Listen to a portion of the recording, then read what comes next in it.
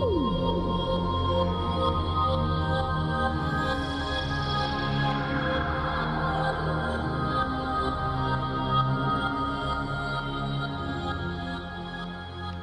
everyone, this is Joyboy P here with another unboxing review for you. This time on the Asus motherboard X79-EWS. It is a workstation grade motherboard, and today we do have a co-host. Hello everyone, I'm Ryfire.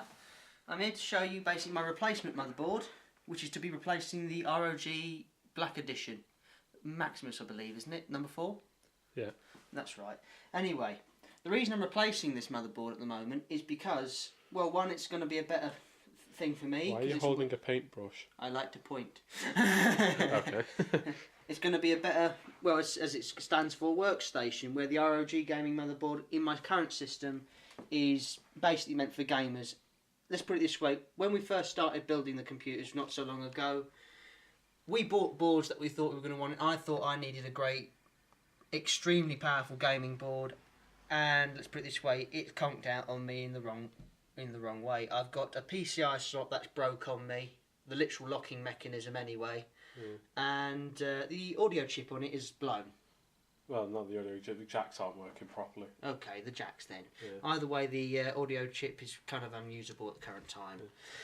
I just wanted to take a moment to reaffirm what this channel is exactly for. This is basically reviews and unboxings, not from an expert point of view, but from your average user's point of view, because these are all parts which we use in our systems, or parts which we're going to be using for somebody else's system.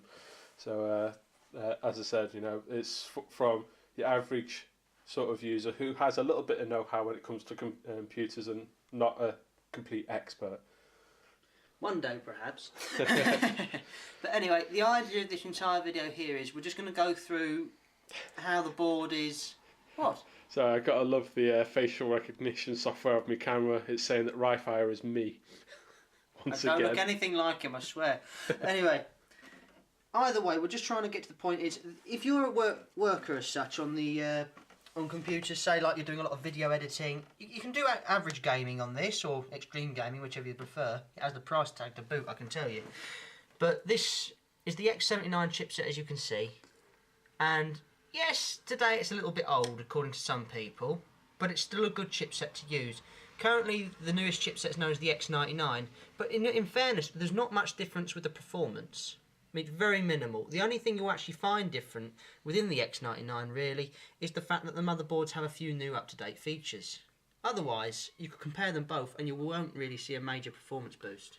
Especially not in gaming, you would definitely not really not notice any performance differences in gaming. Exactly. And some of the features that you have on here I would actually say would be quite useful to myself. But one particular one I actually don't really recommend a great deal because I've had trouble with it in the past would be the AI Suite 2. Its overclocking features are quite admirable, but I had it crash my computer a couple of times on the first go. But let me put it this way, I wouldn't put it to death straight away. I hear that AI Suite number 3 is a lot better. But I would probably use this mainly just for fan monitoring if it works. I'm going to be testing this out later to see if anything goes on. If I get negative result, I get it removed. Yeah. So basically, to round up some of the board's features, it supports USB 3.0, as it's from a chipset which that was fairly new.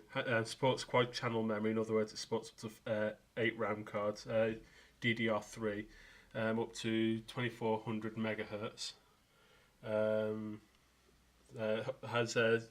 Does have both SATA 6 gigabit and 3 gigabit support. So not all your SATA connections are the full 6 gigabit.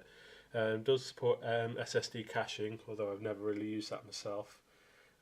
Does support ECC UDIM memory, or in the sort of memory which you get on servers and stuff like that, but that's only with Xeon processors.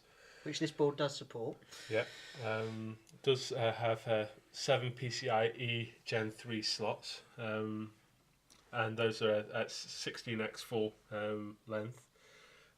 Fan Expert Plus. So that's the usual sort of good stuff which you get within a motherboard. Of course, some of it's slightly older tech now, but it's still tried and proven sort of stuff. This is the same motherboard which Linus used for his Workstation build. So titled the Pure Board for Me, wasn't it, or something of that nature, wasn't it? Kind of, yeah. So yeah, Ryfire does do some video editing and stuff like that. Likes to multitask a lot on it, and do quite a bit of gaming. So let's pop this box open and have a look inside. Right, welcome back everyone. Here we are, we have all our accessories from the box. We've got your I/O shield, SLI bridge and hard versions, and smaller hard version for 3-way SLI. Yeah. You got a standard Flexi dual SLI bridge. Don't like the colour of that one. Quad SLI and then triple SLI. But both of them, the solid bridges. Yes. I've got to admit, this motherboard comes with a lot of accessories, including ones which I've never seen before with a motherboard. A variation of SATA cable. Yeah, we've got a total of 2, 4, 6, 8, 10 SATA cables and a SATA Molex to SATA adapter. Yeah. And then we've got your little cheat sheet pieces, yeah. Yeah, these are for plugging in your front case buttons basically into your motherboard, or your those thinner USB blocks as well. Basically, kind of the cheat thing. Your basic instruction disc to install everything, but we recommend not to use it with a little Asus sticker. So there's a little sticker inside there. We recommend you always keep up to date with the most recent drivers. Yeah. They may be old now, possibly, but they may keep them good. Download them from the Asus website, or whichever your motherboard manufacturers are. And your basic user guide, your manual, which is basically explaining if you need a replacement from the look of things, doesn't it? Yeah. From what we read. And we've got a tech update sheet, so I'm not entirely sure what that's for. Probably within the manual. Yeah. We will. It's always recommended to read the manual over, so we'll probably have a look at that in a little while. A quick startup guide. It's all the usual sort of bits and bobs.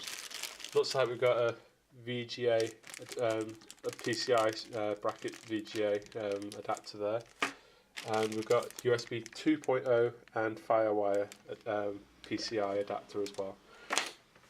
So quite a lot of accessories with this motherboard, especially those 10 SATA cables. I wasn't expecting that many. I'm not even sure if the motherboard supports that many. You never know, you always need spares. We'll count in a minute. So. Yeah. That's just about it when it comes to the actual accessories. The bits and bobs inside the box. So. We'll move on to the motherboard straight away as soon as I clear space. Back in a moment. And here we are. We give you the workstation board. And we save this little moment for you, if I can grab it. Come here, you bugger. Come here. Ah, there we go. There we go. Here it goes. Ah, the nice clean. Ooh, it is nice. Nice and shiny. Oh, yes, the shininess. Of Mr. course. Magpie here. Shush. But yes, it's a lovely board, I have to say. I'm not keen on the light blue, but hey, they're going to get taken up by RAM anyway. And then we've got all our nice little PCI slots. It is worth mentioning on this particular board, your favoured ones for like having 4 RAM cards are going to be the blue ones anyway. So if you don't like the blue, they're going to be covered either way. So. Exactly. And then we've got our nice little Q code counter here.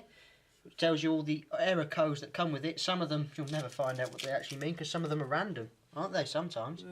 Yes and no. You just got to work out whether or not it's a B or a 6. Yeah, that's the truth. Then we've got quickly mentioning it does support 10 SATA connections. As I said before, some of them are 6 gigabit, some of them are 3 gigabit, so some are faster than the others. Okay. And then we have a nice little reset button and startup button here, which are very nicely done. Yeah, they do look quite nice rather than, as Ryfire doesn't like the big red button. For me, it just sounds like push it, governor. So yeah, you've got the power reset. I'm not sure what this one's for. That's the mem. No, that's not the mem. You've got the mem OK button next to it. I believe that tests the memory. Yeah. Of course, you've got your ATX power, an EPU switch. Again, I'm not entirely sure what that's for. USB 3.0, fan header. Oops, sorry. What, say something? Yes, all I can say is this board does seem a lot more tricked out than the Rampage, of course, but for obvious reasons that is. The other one is mainly focused on gamers, where this one, they've definitely tricked it out with all the best stuff they've got, really. Well, best stuff at the time. Well, at the time, yes, I'm afraid. Oh, little holder there. Oh, put that back on, what it was on. Why? The jumpers. Oh. Let them keep warm, shall I? Sorry, I thought those were actually just little holders there for No, it's like this one, jump some or something. I'm not entirely sure what they do. Anyway, you've got your front panel connectors here, a USB socket. It's kind of weird that you get that on a motherboard, but it's useful for test benching and stuff like that. Unusual. A TPM or trusted platform connector here, USB 2.0, two USB 2.0s, sorry. Another fan header, your COM port, TPU. That one's your front panel HD audio, and of course you've got all your PCI lanes. So in total we have 1, 2, 3, 4, 5, 6. I think it's 6. No, I counted that one already. Okay. Yeah, 6 fan headers on this motherboard. Not sure if I missed any. I'm not sure either, but there's so much on it. Yeah, there's so much to look at on it. But yeah, anyway, this card doesn't actually feature, from what I can see, is that the separated audio feature, but that's not what it's for, really. No. This is why also another reason why my X7 is going to come in handy, which is currently his top review at the moment. So Ryfire is quite the audiophile. Can't help it. So this is going to be perfect for my needs anyway. So you've got some quite nice heat sinks over your VRMs and so on. As you can see straight through them there, where air will get sucked through by your like exhaust fans and so on. So it should keep keep those components nice and cool. I do hear this motherboard's supposed to be a good overclocker. It's worth mentioning when this board arrived, the little socket which covers the Pins. Yeah, the little protector wasn't actually on and was rattling around inside the anti-static bag. Yes, which did scare me quite a bit, so this could have nearly gone straight back to Amazon. But anyway, let's have a look at the back, yes. Here we are. We've got many USB 2.0s. Looks a bit dark here. Yes, it is. So we have a total of 2, 6, 8, 10 USB 2.0s, 2 USB 3.0s. You got your 2 LAN ports for your for your internet. Sorry, supports up to 7.1 surround. You got a couple of eSATA connectors or something. Yeah. An optical cable, your BIOS flash button, PS2.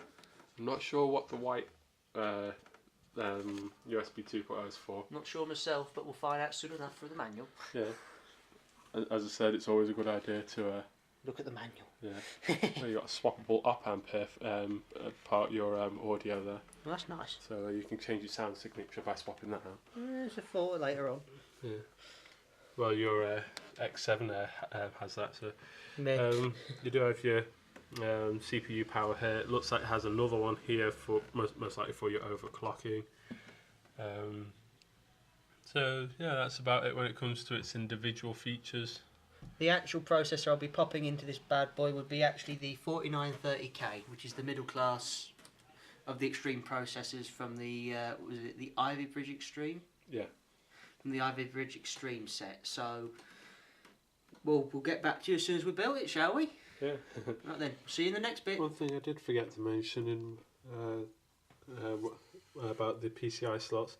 The blue ones are 16X, both physical and electrical. So I don't know if you can see them. You got the little metal pins going all the way across to the end, and the black one's a 16X physical socket, but they're only 8X in connection. So you can see the pins only come up to here, and a 4X only comes like to here. So that's the way to tell if your sockets on your motherboard or which ones are which. As here you can see that the pins go all the way up to the end. That's 16x, and 8x goes up halfway along, and then of course 4x goes to like here, which is a bit shorter again. So blue. So you've got 4 16x slots and 3 8x slots. So if I insert that here, that bit right here.